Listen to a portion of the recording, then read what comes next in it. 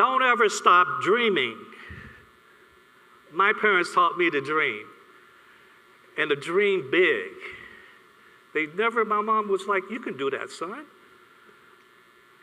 Just like I used to tell my daughters, you can be that. Beyonce, you can be that, Solange.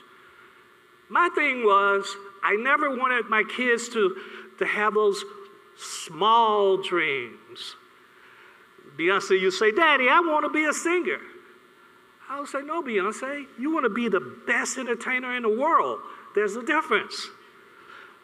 If you dream small and make it, then I was never okay with that. If you dream large and didn't make it, I was okay with that. Because you were dreaming big.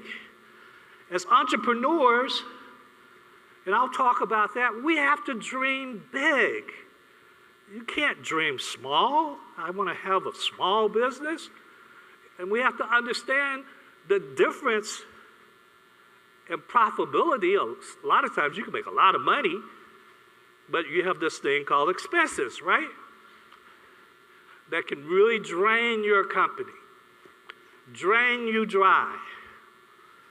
There's a lot of people always want to be perfect. I just said this last week when I was in Dubai. I said something to Beyonce, and I said, perfection is the enemy of profitability. Let me say that again. Perfection is the enemy, you can applaud that, is the enemy of profitability. Being perfect all the time, you might miss that window because you're trying to be perfect. And as entrepreneurs, our windows open and shut often. So I went into corporate America for 20 years, and you saw the sizzle reel. In the 80s, my former wife and my friend Tina, we opened a hair salon. Anyone from Houston here? Anyone from Houston 40 and older here? Okay, then you know about Headliner's Hair Salon. We were the #1 hair salon, made our first $1 million in 1986.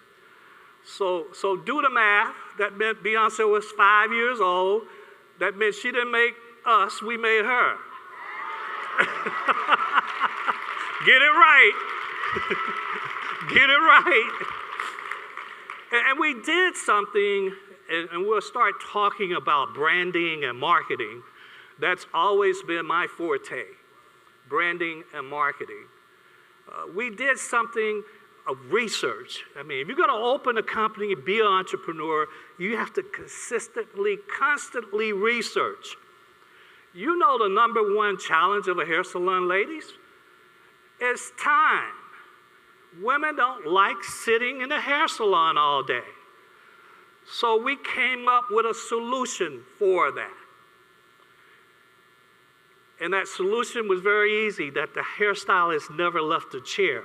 We had assistants that did the shampooing and the coloring. The hairstylist never left the chair, throughput capability. And we made the $1 million because we had the buy-in from our hairstylists that they were licensed, no different than a doctor.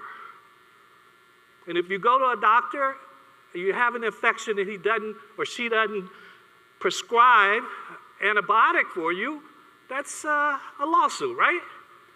No different than ladies that would come to the hair salon with damaged hair, go home, and then destroy everything that happened at the salon because of the products they were using. And so our staff bought into that. We also understood that being the highest price sometimes is a good thing, because customers go out and they say what great service they got. And oh, by the way, it costs so much money. We used to love that. That was part of our branding. You come to Headliners at 3 o'clock, we're going to start at 3 o'clock. You're going to leave there in an hour and a half to 2 hours. You're going to have champagne. Back then, we're talking 80s, we had fax machines, we had phones, because we knew who our customer was. We did the research. We knew it was that businesswoman who didn't have the time to waste in a hair salon. We target marketed.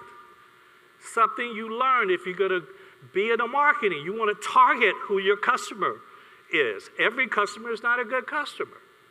But we also understood the value of a customer. So think about it. A woman spends somewhere between $1,000 to $2,000 a year in a hair salon. And we looked at it by 3 years. So that could be $6,000. If she knows 10 people, then we're looking at a sizable amount of revenue. So we didn't look at that one visit. We looked at you and saw you coming for 3 years. It changes the way you look at a customer if you're in a service-related business.